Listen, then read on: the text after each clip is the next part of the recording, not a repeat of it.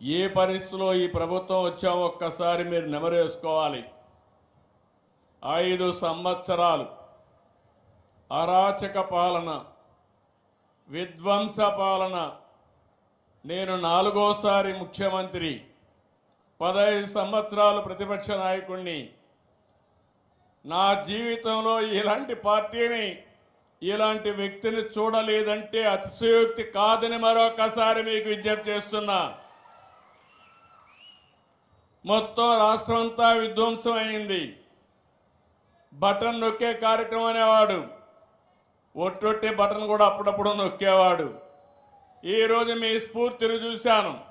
నేను ఎవరిని బలవంతం చేయలేదు.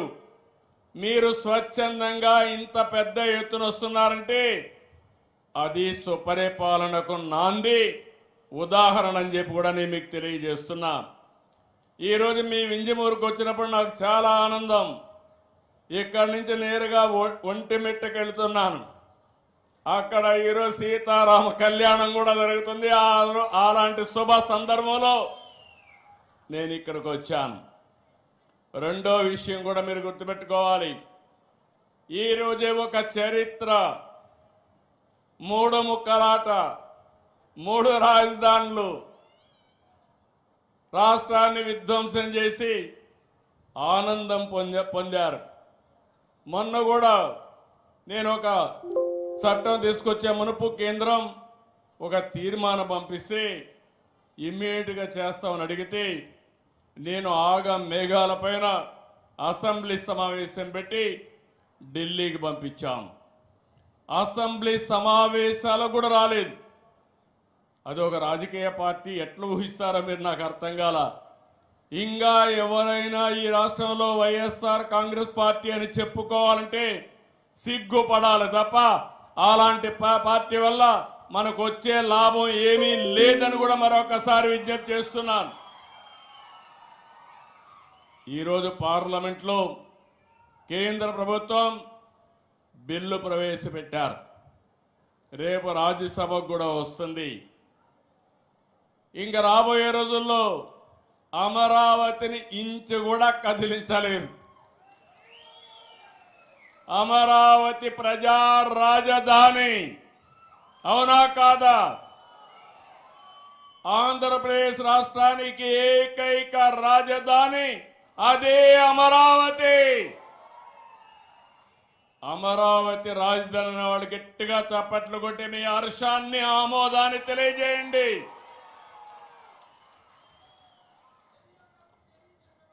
ఒక వ్యక్తికి ఒక అడ్రస్ ఉండాలి, ఒక రాష్ట్రానికి ఒక రాజధాని ఉండాలి. అలాంటి రాజధానిని విధ్వంసం చేసి ఎడారి అని, లేకపోతే శ్మశానమని, ముంపు ప్రాంతం అని ఎగతాళి చేసి మనకు రాజధాని కూడా లేకుండా చేసే పరిస్థితికి వచ్చారు. ఈరోజు నేను వచ్చింది పేదల సేవలో. మీరందరూ గుర్తుపెట్టుకోవాలి, నాకు మొదటి తారీఖు వస్తానే గుర్తొచ్చేది మా పేదవాళ్ళే గుర్తొస్తారు. నా కళ్ళలో మీరే ఉంటారు. అందుకే నేను రావడం కాదు, రాష్ట్రంలో ఉండే ప్రభుత్వ యంత్రాంగం, ఎన్డీఏ పార్టీ యంత్రాంగం మొదటి తారీఖున మీ సేవలోనే ఉంటాం. నేను ఎప్పటికప్పుడు అందరికీ ఒకటే మాట చెప్పాను.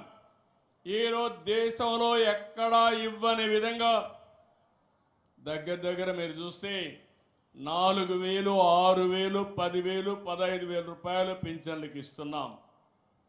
దివ్యాంగులకు 6,000 ఇస్తున్నాం. కిడ్నీ పేషెంట్లు కానీ డయాలసిస్ చేసుకుంటే 10,000 ఇస్తున్నాం.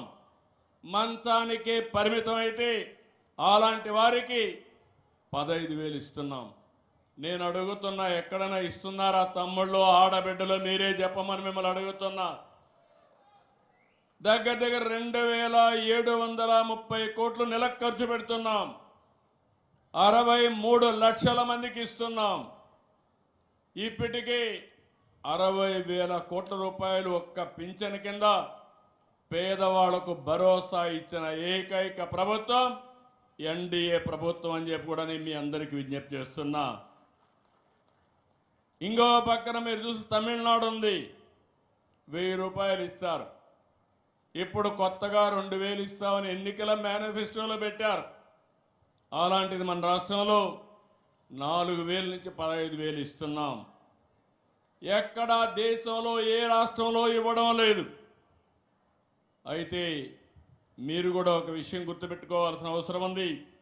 ఈ జిల్లాలోనే 2,91,000 కుటుంబాలకి 128 కోట్లు నెల ఇస్తున్నాం. ఉదయగిరిలో 39,300 మందికి